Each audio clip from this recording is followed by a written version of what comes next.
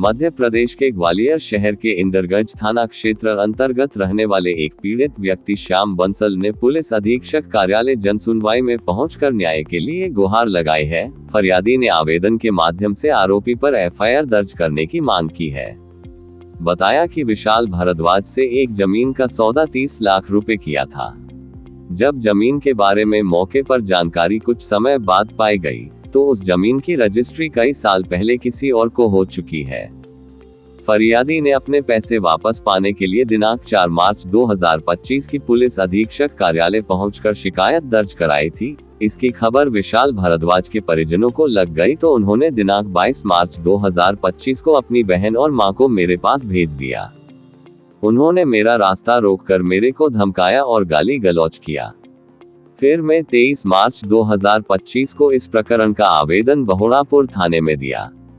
जब मैं थाने से आवेदन देकर जमीन पर जा रहा था तो विशाल भारद्वाज की बहन और मां ने रास्ता रोककर मेरे साथ बदतमीजी की। उस वक्त नताशा उर्फ सीनू ने मुझे जमीन पर धक्का देकर गिराया और मारपीट की। वह हमारे कपड़े फाड़ दिए। वह कहा, इस मामले से अगर तूने शिकायत वापस नहीं ली तो हम तुझे दुष्कर्म मामले में फंसा देंगे।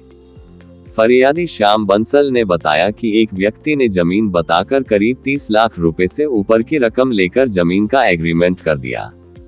जब जमीन के बारे में मौके पर जानकारी कुछ समय बाद पाई गई तो उस जमीन की रजिस्ट्री कई साल पहले किसी और को हो चुकी है। शिकायती आवेदन देने के बाद फरियादी अब बहुत ही भयभीत हो गया है, इसलिए पुलिस अधीक्षक कार्यालय पहुंचना पड़ा है। फरियादी की पुलिस अधीक्षक से गुहार है कि हमारे साथ हुई धोखाधड़ी और मारपीट की एफआईआर दर्ज कर मेरे रुपए वापस कराए जाएं। वहीं मामले में पुलिस ने बताया कि पूरे मामले में शिकायती आवेदन के बाद जांच कर कार्रवाई की जाएगी। संवाददाता रिपोर्ट, समाचार network Madhyanchal today digital, Gwalior, Madhya प्रदेश।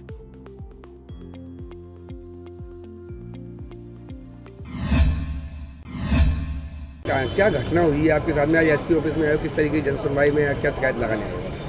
मैंने एक ज़मीन ली थी निशांत भारद्वाज से। उसके प्रकरण में मेरे साथ में धोखाधड़ी करी थी उसने। उसके प्रकरण में 4/3/2025 को मैंने एक एसपी ऑफिस में आवेदन दिया था। आवेदन की खबर कहीं से उस बंदे को लगी होगी, निशांत भारद्वाज को। तो उसकी माताजी और बहनें दोनों ने मिलकर के मुझे रास्ते में रोक करके, 22 तारीख की घटना है ये, 22 तारीख को उन्होंने मेरे को धमकाया और मेरे को गालियाँ गलौज करी हैं। मेरे साथ में मेरे से कहा है कि आवेदन वापस ले लो जो आपने एसपी ऑफिस में दिया है, नहीं तो अच्छा नहीं होगा। आपके कपड़े भी फाड़ दिए क्या है? मेरे मतलब ये मैंने 22 तारीख को जो मेरे को उन्होंने आवेदन दी, मतलब 22 तारीख को जो गाली गलौज करी थी उसका मैंने 23 तारीख को, क्योंकि ये शाम की घटना थी, 23 तारीख को मैंने थाना बहोड़ापुर में इसकी जानकारी दी, एक आवेदन दिया है।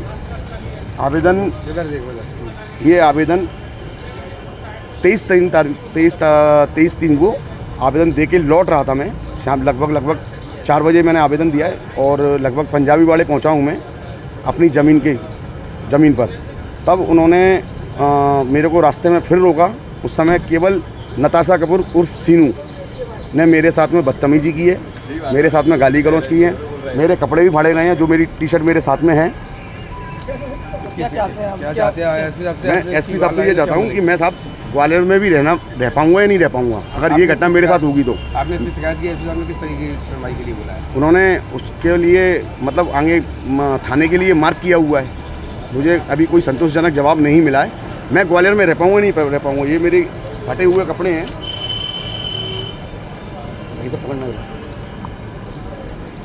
ये मेरे फटे हुए कपड़े हैं। ये मेरे को मारा गया है, मेरे को ज़मीन पर मतलब धक्का देके पटक दिया गया है।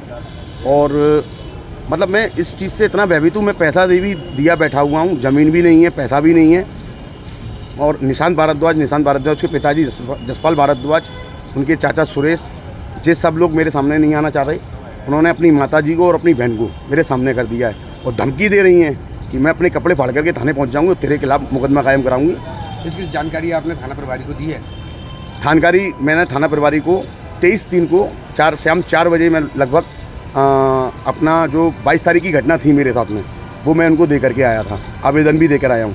इसकी छाया प्रति मैंने एसपी ऑफिस में आज की वाली आवेदन में लगाया हुआ है। 23 तारीख के साथ जी, 23 तारीख को भी आपके साथ घटना हुई है। जी, इसके खिलाफ अन्य आपराधिक मामले चल रहे हैं और उसकी भी छाया प्रति मैंने आवेदन के साथ में लगाई हुई है। ठीक। अगर आपको हमारे वीडियो पसंद आ रहे हैं तो चैनल को सब्सक्राइब करके घंटे के बटन को दबा दीजिए ताकि आप तक सारी खबरें समय से पहुंच सकें। धन्यवाद।